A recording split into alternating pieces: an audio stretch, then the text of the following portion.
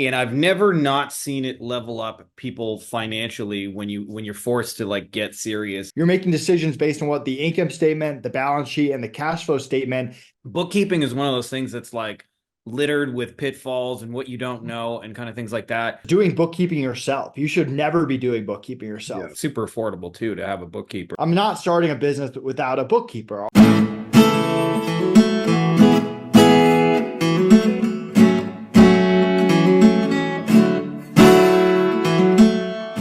All right, you beautiful motherfuckers. I brought back the man himself. Nathan Hirsch is here, and we are going to be talking about the magic of bookkeeping. It's one of those things I consider to be like sort of a necessary evil. He is the founder of Account Balance, which he does bookkeeping for agencies. So you guys are probably going to want to talk to him, especially those of you guys like me who dread the taxes and the books and would rather like, I don't know, crawl through broken glass than have to do your own books. First of all, Nathan, thanks again for coming back and being here and doing this with us. Yeah, thanks for having me. I'm a little bummed out. I was hoping my accounts balance t-shirt would come in before this, but I'll have to settle for my other bookkeeping brand, Ecom Balance. Same Yeah. colors, might edit it on my side, but excited to chat with you about agency bookkeeping. Yeah, he's actually got two brands, just so you guys know. He's also running books for the ecom folks out there. But we're today going to be talking about specifically with agencies. And the first thing that we were kind of talking about a little bit off air is Nathan has sold a few businesses, and I'll tell you as not necessarily somebody who's been through this personally, but I feel like I have, just knowing so many people who've sold different agencies. It's like one of the things you have to have in order are your books. Like, you're not going to be sellable without that. So I wonder if you could share just a little bit about your experience going through the sales process, having to get your books all clean and all that kind of good stuff.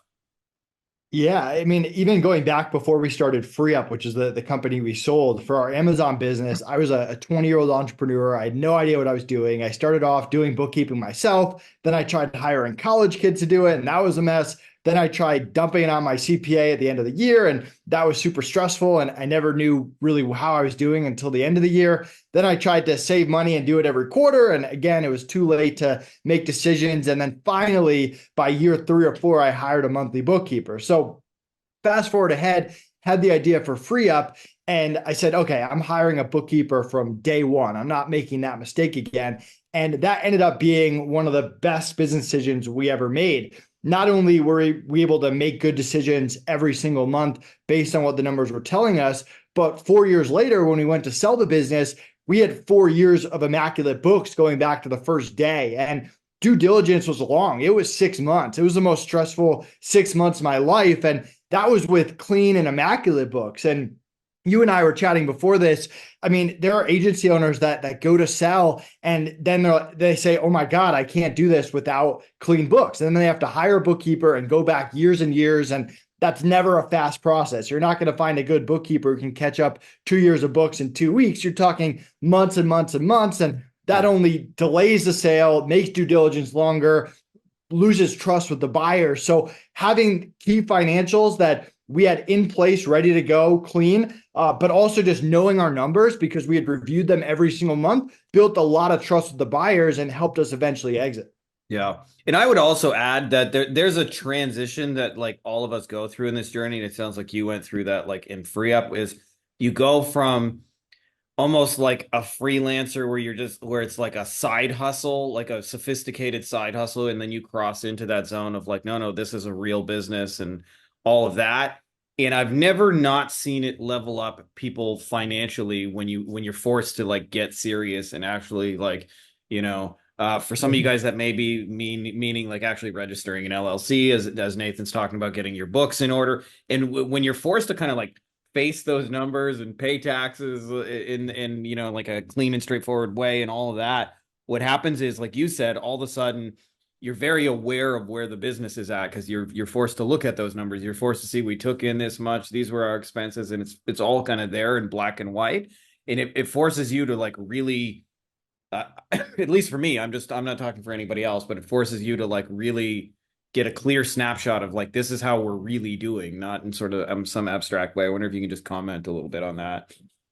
Yeah, I mean, there's a meeting you should have on your calendar every single month, and that's your monthly finance meeting. And you're not making decisions based off gut. You're not making decisions based on looking at your bank account and seeing how much cash is there. You're making decisions based on what the income statement, the balance sheet, and the cash flow statement actually are telling you. And Connor and I have been running this meeting for every month of the past 6 years. If you go to accountsbalance.com/agenda, you can actually grab our agenda that we do, and you can't run that meeting without clean books. And this is a meeting that's on your calendar. You don't miss it for any reason. You're sitting down with your business partner, your decision makers, and you're going through expenses. You're comparing this month to last year, this month to the same month, this month to last month, this month to the same month last year. And you're looking at trends, you're looking at margins, and you're making decisions on the actual numbers. And I think that's where a lot of people mess up, that they're scared of finances for whatever reason. I don't really get that, but they just ignore the numbers and they're making all these big decisions without actually looking at what the data is telling them. Yeah, I can tell you why they're scared of numbers. At least for me, like there's a long time Yeah. period where I think as entrepreneurs we always have these like big like 10x, 20x kind of goals, and so a lot of times the downside of that is instead of seeing the progress of how you're ahead, you tend to look at this big number of where you want to be and then feel inadequate towards that, and so you hate looking at your own numbers because you realize like I remember for me when I was doing like 10K a month starting out, I wanted to really be at 100K, and so when I'd look at my numbers, it was like it only just caused me pain and grief and misery. And one of the things that you've learned to do is kind of like detach yourself emotionally and just it is what it is, and let's like work that. I wanted to kind of switch gears here a little bit with you and talk about bookkeeping is one of those things that's like littered with pitfalls and what you don't know and kind of things like that. And I wonder if you could just speak a little bit to some of the things the folks out there should kind of be watching out for, but don't necessarily know they should be watching out for. Yeah, I mean, the first thing, it sounds simple, but just doing bookkeeping yourself. You should never be doing bookkeeping yourself Yeah. for two reasons. One, it's a terrible use of your time. If you want to grow your agency to $100,000 a month, very tough to do that if every single month you have to stop what you're doing to do the books. And then number two, most people out there aren't going to do it correctly. 9 times out of 10, when we get a new bookkeeping client, if they've done their books, it's all done wrong. You're just going to have to pay to redo it, and to fix mistakes cost more than to just do it right to begin with. And even if you were a CPA or a bookkeeper in another life, I would still argue it's a terrible use of your time, even if it's only taking you 5 to 10 hours a month. If you're a new entrepreneur, that those initial 6 months, initial year of your business are so key. You need to be making sure that you're spending your time on the most important things, whether it's marketing, getting clients, strategic decisions, hiring, whatever it is, not doing bookkeeping. And as an agency owner, my last point is don't go out and take a course on how to do bookkeeping. That's, again, just a terrible use of your time. You Yeah. don't need to learn how to reconcile things in QuickBooks or categorize transactions. You do need to learn how to read an income statement, a balance sheet, and a cash flow. That's a good life skill. But actually doing the bookkeeping is not something that you should learn how to do or be doing. Yeah, 100%. Unless, I would say maybe 1% of you guys, this is in your wheelhouse. The other 99% of you guys, exactly what Nathan just said. And, I experienced the same thing. I had a mentor back in the day, and he kind of impressed upon me that he had a number in his head. I think for him, it was like a couple $1,000s an hour that his time was worth, that he could generate that much income whenever he worked. And so what most people did is they hang on to all these low value kind of tasks. And one of those things was at the time was mowing the lawn. I just had this psychotic hatred of mowing the lawn. It was always hot. I hated doing it. And I had one of those shitty lawnmowers that you got to like rip it 17 times to start and all of that. And then, his kind of idea was like, well, if you can make $1,000 in an hour and somebody will mow your lawn for $20, you're actually costing yourself $980, never mind all the stress and all those things. And so what you just described, like I not that I necessarily have it all figured out, but we've adopted to the extreme. We have like Ilk and I have a lot of help here in Mexico, maid, nanny, pool guy, and things like that. And as you mentioned, of course, bookkeeping, like the more you try and do it all yourself, you just take yourself out of that zone of genius, and instead of growing the business, you're too busy looking at numbers. And for a lot of you guys, you're like me. Like I personally find a great deal of frustration whenever in the past I've had to like do books. Like I don't stay it doesn't bring me a lot of zen and patience and calm. The opposite, it like just makes me like hate existence for a couple hours. So the fact that you can do this and it's super cheap, I wonder if you could just speak to it's super affordable too to have a bookkeeper, like, somebody like you to come in there. It's not like you have to pay an arm and a leg to get help and take this off your plate, and you can use that time. I wonder if you could just speak to that a little bit. Yeah, it's funny from the personal side. This is the one thing my wife and I just disagree with all the time because she comes from parents where it's kind of a sense of pride to do house projects or chores yourself. And I'm coming from your mentality. I'm like, hey, I work really hard. I sold the company so that I don't have to do these things. I don't have to mow the lawn. I don't have Yeah. to do whatever that project is. So it's kind of funny, like the mindset there. But yeah, I mean, you're not going to go out of business because of your monthly bookkeeping expense. To me, if I'm starting a company, just like I'm going to register for an LLC and I'm going to have a lawyer and I'm going to have an accountant, I'm not starting a business without a bookkeeper. Our minimum is $399 a month. Most agencies are in that $400, $800 a month. You're not going out of business because of your bookkeeping expense, but Yeah. you will go out of business if you don't know your numbers and you're making decisions off of bad numbers. So that's how I look at it. Yeah, totally. And just funny little story on that, actually, because you brought it up. I remember I had Ilka's family. For those of you guys who don't know, Ilka's my wife. Her family came from Germany and they stayed with us for like 2 or 3 months here. And I remember Ilka's dad is like a very big or very good like handyman, like can fix anything Yep. himself. And if you guys know me, like I'm an internet dude. I can solve tech problems, but like I gotta like even just like we had a bathroom doorknob. I got to call somebody for that. Like I only know how to We Google. are exactly the same. And he was teasing me the whole time.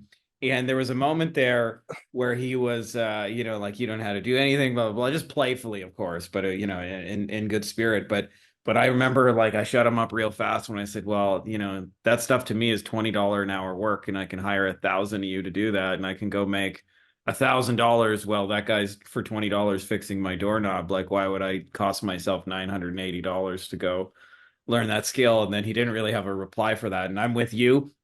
I believe that one of the challenges we kind of all go through is this poor and middle class kind of upbringing. I've never met anybody who started this business who was already a trust fund baby worth 8 figures, just sitting on a mountain of Right. cash. We all had those poor and middle class values. Do it yourself, save a penny. And this is one of those things like don't save a penny. Go use your skill set to generate income, to increase client value, to increase retention, but don't be the sucker who spends all your time like trying to get your financials in order, especially if it's not your zone of genius. Yeah, 100%. Same boat. My wife's dad's a contractor, so that's what he does for a living. And yeah, same thing. I'm pretty Does he useless does when it he comes I to that just out of stuff. curiosity, does he bust your balls about the same shit because you don't know how to do anything? Oh, absolutely. I mean, so this is the early free up years or Amazon years. I lived in this tiny apartment with my wife and we got robbed and we ended up moving in with her parents for 6 months while we looked to buy a condo. And every day they would go to work and do all this stuff. And I was just sitting on the couch, banging on my computer, and everyone just thought I was a weirdo who knew what I was doing online. And years later, we ended up selling FreeeUp and all of that. But yeah, there was definitely looking down on me because I just wasn't able to do all Yeah. the contract stuff that he did. Yeah, and not only that too, it's like I went through a similar phase where my first 2 years in business, just so you guys know, I slept on my girlfriend's couch. And you don't have like that mountain of outward success where you say, hey, I know what I'm doing. It's easy 5, 10, 15 years later when you have like this documented history, like, in your case, you've sold some stuff. In my case, I've written books and spoken on stages all over the world and things like that, and I can show those kind of things. But I didn't always have those. As always, at one time we were just dudes sleeping on a couch trying to figure out Right. how to make this internet business work. So we got those humble beginnings. Nathan, I know you got some family visiting. I just wanted to do something short and sweet on the bookkeeping stuff because I really think this is something people need. Let me ask you, for folks who are interested in getting it. You mentioned, like you said, most agencies $400 to $800 a month. That's very, very affordable to not have to think about, worry about, and especially for those of you guys who want to sell. Like this is a must. If you guys are planning on selling later, this is a non-negotiable because you will not sell without clean books. At least in my experience, the three things you need to be able to sell are clean books, systems and processes, and people to run those things. If you got those three things, you got a sellable agency. If you don't, Buyers are probably most likely not going to take it over. There may be some exceptions, but for the most part, nobody wants to buy a job. They want to buy a machine that runs itself. And those are the three things they're going to most kind of scrutinize you on. But enough rambling from me. Tell folks where they can go get it, where they can find out about you, and I'll put some links around this video for it. Yeah, just go to accountsbalance.com, give us a little information, give us access to your current books. We'll get you a quote, and our quotes are two parts, a fixed price for any kind of setup, catch up, cleanup, a fixed price for your monthly going forward, and you get a month free. So I would love to get you a quote. Yeah, and I would just like to say that I do my due diligence on folks, and Nathan has a lot of folks out there in our world saying good shit about him, and they go the extra mile beyond just like shitty internet work, which is a lot of what our space is, and he's not one of those guys. So make sure to check Appreciate that it. out. I'll put some links for you guys and make that super easy to find. Thanks for coming on here and doing this, brother. Yeah, thanks so much. Have a good weekend, man. Hey guys, if you like this video, you'll also like my book on Amazon called Beyond the Agency Box, which you can also find by my name, Frankie Finn, and it's got a lot of awesome reviews, and it really just goes deeper on a lot of things we're talking about, everything you need to grow and start a lifestyle agency, from the stages you'll go through to getting clients, to how to create winning offers, to high value deliverables, to wowing clients, to building teams, to building systems, and building a boring factory that's like a 7-figure money machine for you. So if you're interested, I put links for you in the video description, as well as it'll be in the pinned top comment below, and make sure to check those out.